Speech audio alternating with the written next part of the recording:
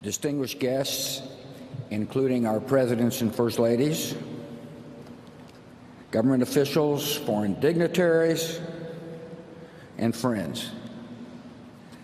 Jeb, Neil, Marvin, Daro, and I, and our families, thank you all for being here. I once heard it said of man that the idea is to die young as late as possible. At age 85, a favorite pastime of George H.W. Bush was firing up his boat, the Fidelity, and opening up the 300 horsepower engines to fly, joyfully fly, across the Atlantic with the Secret Service boats straining to keep up. At age 90, George H.W. Bush parachuted out of an aircraft and landed on the grounds of St. Anne's by the Sea in Kennebunkport, Maine, the church where his mom was married and where he worshiped often. Mother liked to say he chose the location just in case the chute didn't open. In his 90s, he took great delight when his closest pal, James A. Baker, smuggled a bottle of Grey Goose vodka into his hospital room. Apparently it paired well with the steak Baker had delivered from Morton's. To his very last days, Dad's life was instructive. As he aged, he taught us how to grow with dignity, humor, and kindness. And when the good Lord finally called, how to meet him with courage and with the joy of the promise of what lies ahead. One reason Dad knew how to die young is that he almost did it, twice. When he was a teenager, a staph infection nearly took his life. A few years later, he was alone in the Pacific on a life raft, praying that his rescuers would find him before the enemy did. God answered those prayers. It turned out he had other plans for George H.W. Bush. For Dad's part, I think those brushes with death made him cherish the gift of life, and he vowed to live every day to the fullest. Dad was always busy, a man in constant motion, but never too busy to share his love of life with those around him. He taught us to love the outdoors. He loved watching dogs flush a covey. He loved landing the elusive striper. And once confined to a wheelchair, he seemed happiest sitting in his favorite perch on the back porch at Walker's Point, contemplating the majesty of the Atlantic. The horizons he saw were bright and hopeful. He was a genuinely optimistic man, and that optimism guided his children and made each of us believe that anything was possible.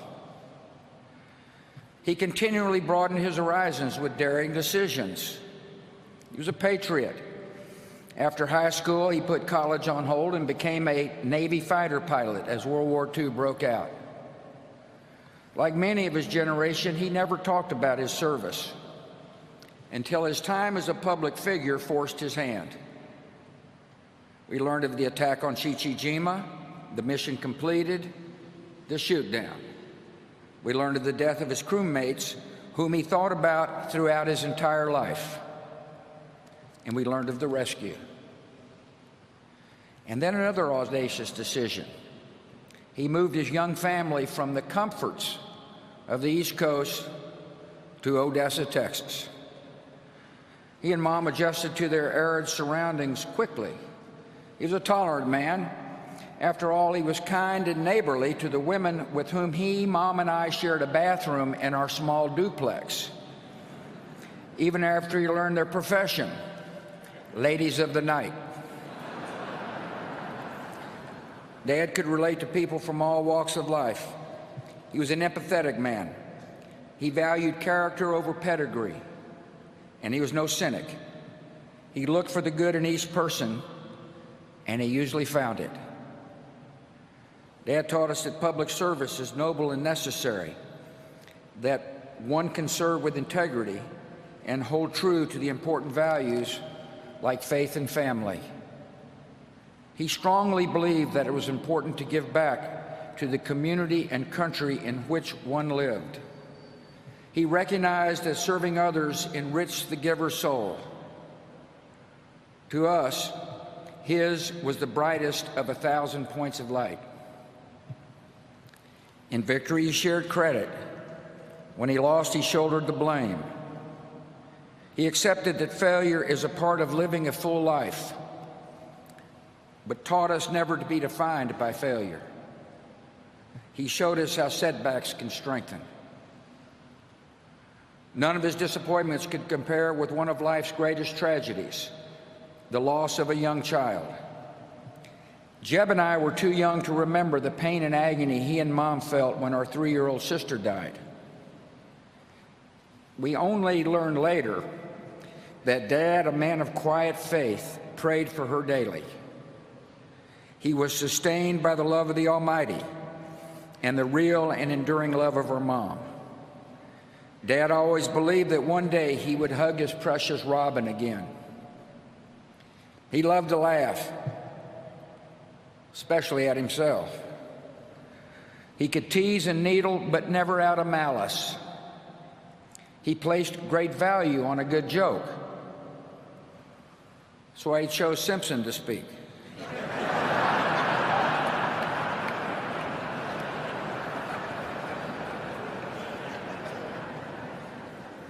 On email, he had a circle of friends with whom he shared or received the latest jokes. His grading system for the quality of the joke was classic George Bush. The rare 7s and 8s were considered huge winners, most of them off color. George Bush knew how to be a true and loyal friend. He nurtured and honored his many friendships with a generous and giving soul. There exist thousands of handwritten notes encouraging or sympathizing or thanking his friends and acquaintances. He had an enormous capacity to give of himself. Many a person would tell you that Dad became a mentor and a father figure in their life. He listened and he consoled. He was their friend.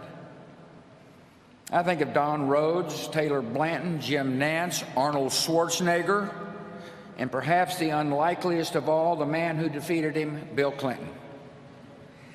My siblings and I refer to the guys in this group as brothers from other mothers.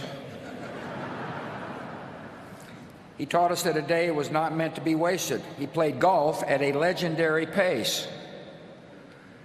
I always wondered why he insisted on speed golf. He was a good golfer.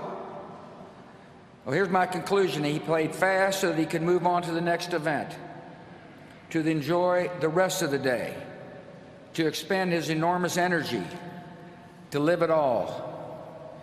He was born with just 2 settings: full throttle, then sleep.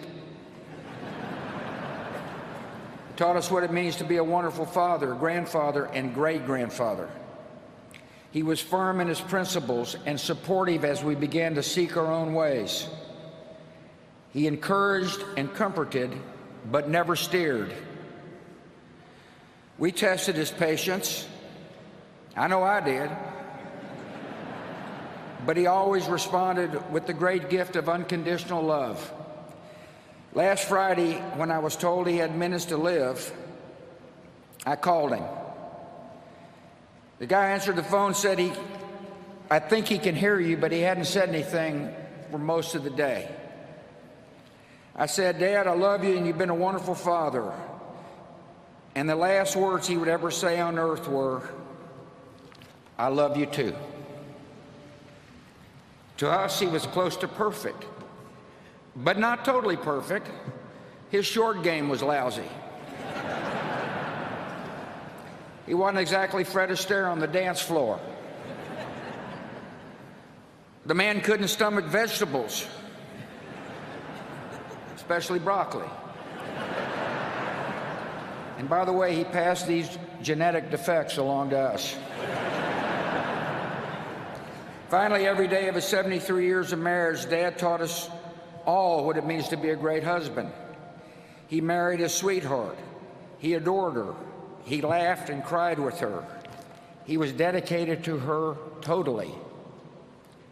In his old age, Dad enjoyed watching police show reruns, the volume on high, all the while holding Mom's hand. After Mom died, Dad was strong, but all he really wanted to do was hold Mom's hand again.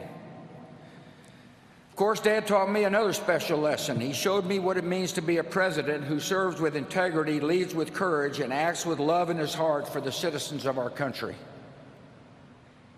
When the history books are written, they will say that George H.W. Bush was a great president of the United States, a diplomat of unmatched skill, a commander-in-chief of formidable accomplishment, and a gentleman who executed the duties of his office with dignity and honor.